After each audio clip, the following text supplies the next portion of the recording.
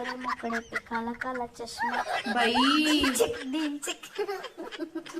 किती बी लावली तोंडाला. हा काळी म्हैस आहे ती, काळी म्हैस राहणार. हा संतूर साबण लाव, डेटॉल साबण लाव, हा लायबाय साबण लाव, कोणती ती ॲलोवेराची, कोणती लिंबाची, कोण्या कडू पाल्याची लावू दे.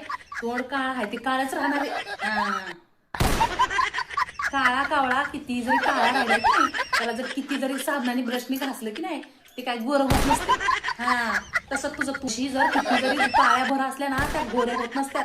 हा कुठली बी साबण लाव, किती भारीची क्वालिटीची साबण लावली तरी काय फरक पडत नाही वाकट्या तोंडाला. काळं भूल येऊन आले संक्रांतीला. हा किती आता घासू धुते, साबण आखी संपून जाईल पण तोंड काय चमकणार नाही.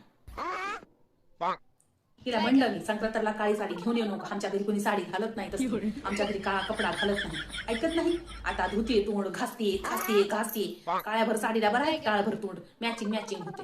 हा जे बोलतं त्याच्या अंगलट येतं, त्याच्यामुळे बोलायचं कोण.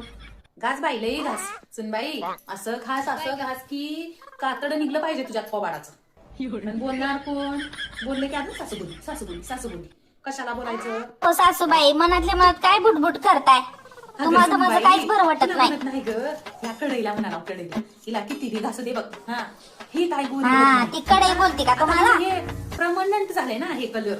तर लईच इंग्लिश बोलायला लागल्या. ही झालं ह्याचा कलर, ही काय हिला किती बी घासू उगाच कशाला म्हणून म्हणाल जरा चहा ठेवते. हा जाऊन ठेवून करून पियाचा. 17 वेळा चहा पाहिजे यांना.